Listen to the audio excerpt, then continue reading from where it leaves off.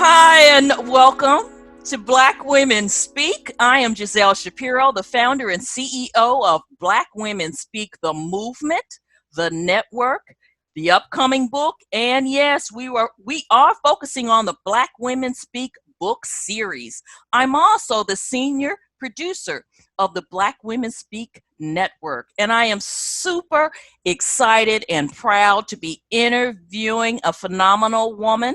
Her name is Tina Austin Hill. She is a business owner, a mentor, a life coach, and the creator and executive producer of Love Without Strings TV. She is also one of our esteemed co-authors in Black Women Speak the book. How are you today, Tina? I am wonderful, Giselle. How are you today? Oh, God, I'm fantastic. It was so nice to warm up and talk to you and get to know about your story, your papa, and all my the goodness. wonderful things that you're about to share with our viewers today. I am just super excited. How are you handling life these days with the pandemic and all that's going on? Well, I will say this about the pandemic. Let's just go there. No. Well, you know what? I will say this, and I want to honestly say that this pandemic has been an eye-opening experience. Mm-hmm. It has been a phenomenally enlightening transition if you are paying attention. Yes, waking up. That's what it's been. For me, that's what it's been. I think, sometimes you have to just get silent. And sometimes the universe, God has to say, okay, let me bring everybody into alignment. And there's this catastrophic thing that has to happen in order to move everybody into pieces and into places. Absolutely. And so I really believe that this pandemic is that for this time, this season, and this new way of thinking for everyone to move forward in what is the rest of the purpose and destiny of their lives. I wholeheartedly agree. It's an awakening, in particular for Black people. Obviously, and for us, it has been, the oppression, the suppression, the mistreatment, the overlooked women, just all of those things has had to enlighten all of us to say there has to be a change. We cannot continue on this path. We have struggled, we have fought, we have marched, we have suffered, we have settled, we have done all of these things, and none of that has worked. So now I believe it is so timely what you're talking about and saying, having this book, it's time to speak. Absolutely. It's time to talk. Absolutely. And it's time to talk. I read articles every day with people feeling compelled to share their story. So there's opinion pieces in all these newspapers and magazine articles, so we do see that awakening, and it's our time now to rise up and share with the world, actually, because they want to hear what we have to say. And that's how we're going to have sustainable change. And Anita, and Tina, can you share a little bit about your background with our viewers? Yeah, no problem. I am a product of, I always like to say, the Society of Teenage Motherhood. I am one of those elite. Me too. Hey, me too. 17. Yep, that's what I was. So I had my daughter. I have two children, by the way. I'm a mother. But I had my daughter at the age of 17. And I literally had to become a woman as I was a mother. And so that story for me, or that plight, that path for me, has created just a plethora of information and wisdom, becoming who God has called me to be. I'm married. I have, like I said, I have two children. I have a son and a daughter. I own a business. The business that I do own is a compliance company as a contractor for the Housing and Urban Development Corporation. So Beautiful. I deal with HUD. and affordable housing. One of the things that I believe is that everyone deserves decent, safe, and Absolutely. sanitary housing. I believe that one of the commodities in which we have is housing, and one of the things that housing does is keep a person stable. Wonderful. So a lot of what we see even going on in this pandemic, and a lot of things that are transitioning, are going to deal with people's stability. Yeah. It's their stability that is in question or is in danger. And so Absolutely. I believe right now we have to start talking about who we are and what we've gone through. I was homeless. I've been through, no lights, no food, barely having 25 cents to get a piece of ice cream from a daughter when she asked. And those things have had to change. The trajectory of those stories and those things in my life and those testimonies had to change and have me become who I am today. So I'm grateful for being that of who God called me to be, and the purpose and the destiny of my life. And I coach, I mentor, I do all of those things. But in the process, at the end of the day, I am a Black woman with a voice that has something to say. And I know that what I have to say is for this time and this season right now, for the women and anyone that's listening to all of our interviews and this particular interview. There's something for you that's in my story that will encourage you to become all you are supposed to be. Because we don't want Absolutely. anything. We don't want anything turned over. We don't want you to miss your destiny, not even a little bit. Not No, even a little bit. not on our watch. No. Take it from us. Not on our watch. You know, Exactly. Tina, your chapter, it's consistency creates the miracle. Can you tell me Oh, why wow. you gave it that title and a little bit Oh about your my God. story? Just a little bit. Yes. Don't give away too So much. I won't. So I was walking. Okay, so this year I totally decided to get myself together. My message needs to match my body. Okay. So I have been working out. Mm-hmm. And I was like, and so I'm walking, I do my little walk in the morning, do my little 3-mile walk. And I hear this: consistency creates the miracle. Mm-hmm. Mm-hmm. And I'm like, consistency creates the miracle. What is that, Lord? What are you talking about? Mm-hmm. And so the bottom line for it is, if you continue doing what you're supposed to do and on a consistent basis of what you've Mm-hmm. been given, Mm-hmm. the miracle that you're looking for Mm-hmm. is in that consistency. Mm-hmm. You have to do the work. And that's what we all have to do the work. The work is not, it doesn't go away. You can't just snap your fingers and go, okay, this is what I want to do. You have to create the miracle within your consistency. And so that's where that comes from. And when you read the book, you will understand what that means according to your purpose and destiny. Oh, good.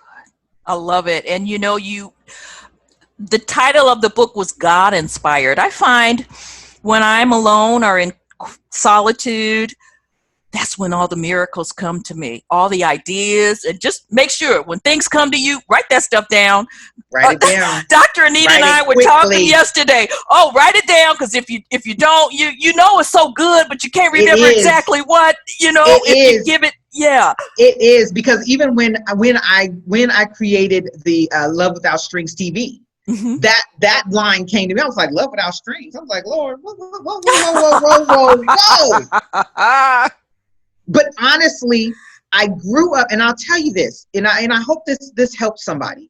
Growing up, love has a tendency to have strings attached. Mm-hmm. The way that you interpret the blueprint of your life, the way that you move in life, what has imprinted into you as you have walked your journey, Mm-hmm. it becomes strings that are attached to how you love.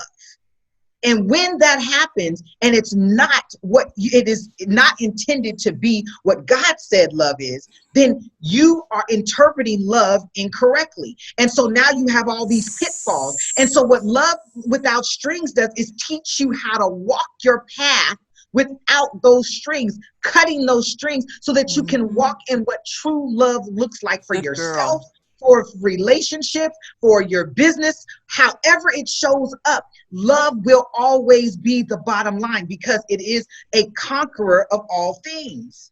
Yes, ma'am. Oh, yes. Oh, I was going to bring up the blueprint for your life, and I love it. That's such a wonderful, what is it, Because yes, the blue analogy. and now It's it's the beautiful. blueprint. Because what you don't understand is that your path is what imprints upon you every single Mm, day. Your testimony, your experiences, they imprint, they put a blueprint. So when you see a blueprint, when they are drawing your house or drawing a structure, they hmm. are taking a pen and they are pressing and Exactly. moving those places around. And so you have to remember, where did you get pressed and where did that string come from? And is it even the correct analogy of what I should even be thinking about? And that's what we have to get. That's why our world and our society is where it's at. Absolutely. Because it Yes. has no understanding what the love of what love really looks like. It Yes. doesn't matter what color you are. Yes. It doesn't matter all of those things. Yes. But what the problem is, you've taken that and you've gone, oh, okay, well, I can't love that because of this, or I can't love that because of that. And even with our own women, and I'm gonna just say this, and I don't know why I feel led to say it like this. If we, I'm sorry, but we as Black women have to stop all the isms and the schisms because we are supposed to pull each other up. What I Yes. have is mine, but what you have is yours. And so it doesn't even matter one bit that you're doing, which Exactly. I need to make sure you're winning, because when you win, we're all winning. That's right. We're all winning. Yes. And Stronger I mean, together. we're stronger. I'm so excited about this project. I'm so excited that we're doing this because when we are lifting each other up, we are moving and I mean, literally, I'm gonna tell you, it's an entity. It's literally an entity that's moving. It's an organism and it's moving. It's alive. We as Black women, we are alive, and we have to Mm, let people know we are alive. I said to Giselle earlier, we have built this country on our backs. Black, I don't care if you want to sit up there and you want to go back to slavery and you want to go talk about all of that kind of stuff, but I will tell you, it is always, somebody can quote me on this, it is always a Black woman with the plan. we got a plan, girl. We're going to take this train. We're going to take this train and move it on all The over the train. world. Okay? Exactly. We Wonderful. have the plan. We Good. have the plan because we had to, like I told you, we didn't have to feed their kids. We didn't have to take care of their kids. We didn't have to clean their house. We didn't have to do all these things. And you think we didn't have the plan? I tell somebody all the time. I said, I thank God the Lord got my mind, because if he didn't get me,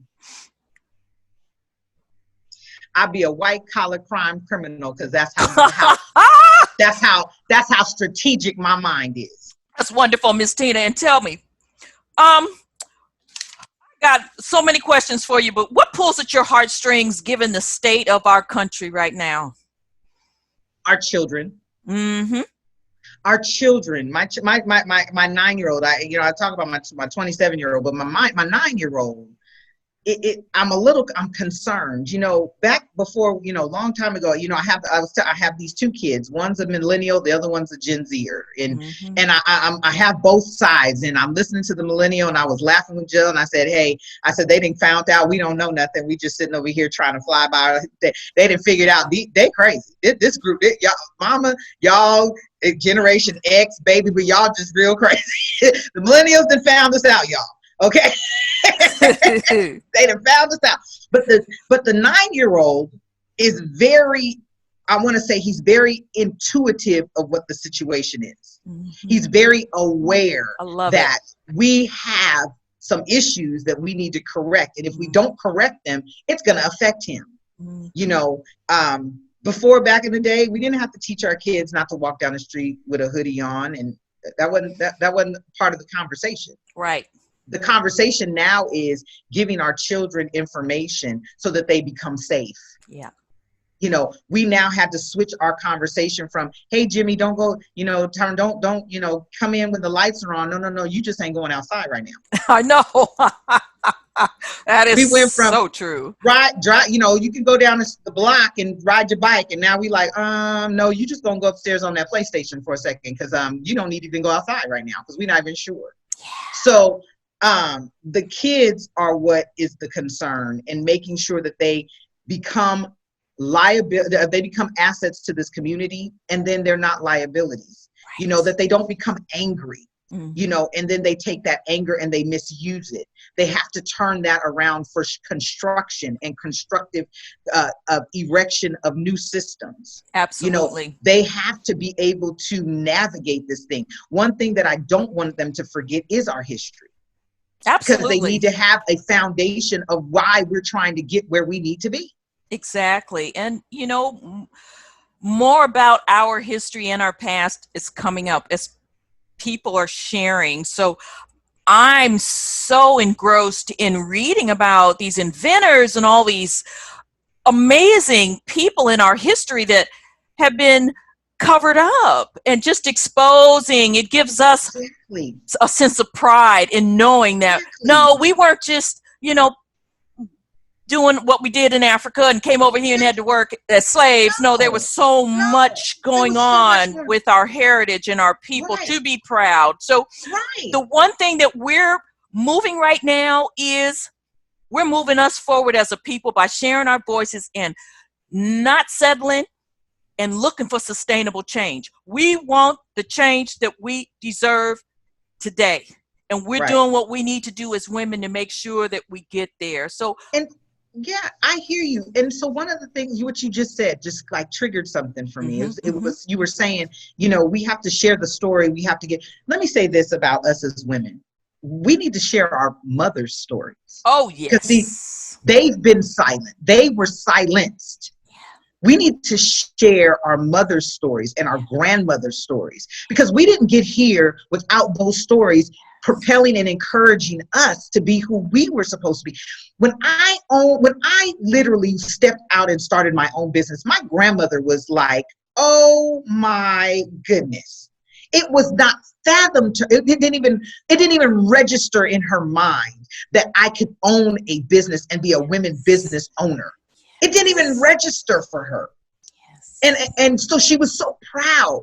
And then to listen to my mother be, you know, she opened her own daycare. Well, that's where I got it from. Wonderful. She had her own daycare. We were the only Black daycare in Orange County, which is a predominantly white area. We had 70 children. She was working out of, you know, before they even thought about sliding scales and single moms and helping.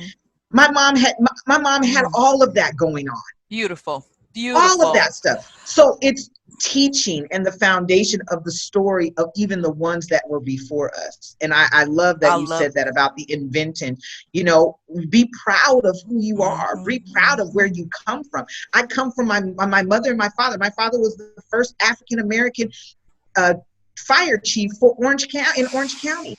I mean, who does that in the 70s, 80s, 90s? Who does that kind of stuff? He was a trailblazer in his own right. Absolutely. And so I had to learn it from someplace. I was watching somebody, you know, and I think that when we back ourselves up and we say, okay, even in the one who maybe your mom, y'all didn't have a good relationship, you know, you were raised by your whatever. At the end of the day, go find something that she did that was great and expound on that. Wonderful. We have a few women who are in their latter years of life who are in the book, and they share their wisdom and all that they've overcome in their lives. Yes. It's a truly inspiring set of stories that'll transform your life and see what's possible for you. Yes. I'm just delighted and excited and to move this movement forward and get it to the people that need it the most. And Tina, can you share 2 or 3 pieces of advice that you want to help our audience get through today's times? Okay. Well, the first thing I would like to say is encourage yourself. This day and time, there is really not a lot that is encouraging right now.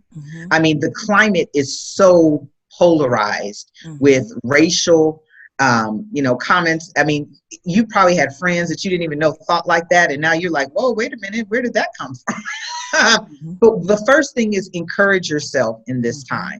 You know, don't despise that you are your biggest cheerleader, because you're going to need to be that for you. Yes. You know, the second thing that I would say in all things is to make sure that you have a place of self-care.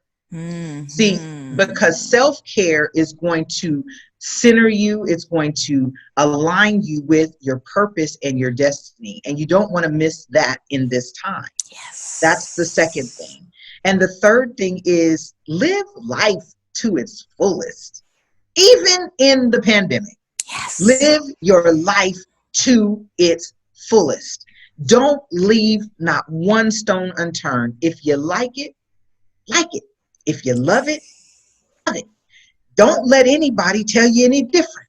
You know, one of my biggest things is I love to shop.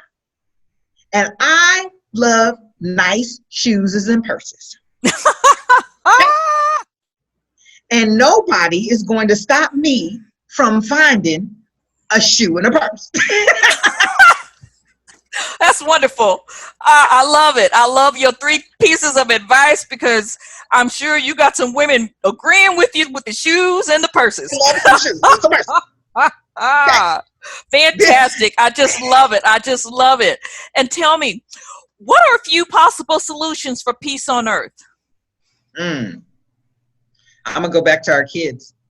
Our kids are the ultimate solution to peace on earth. If we are able to instill the wisdom of God in them, understanding who they are, being proud of who they are, then peace will come, because then it will resonate in no one trying to up the next person. It will be a collaborative.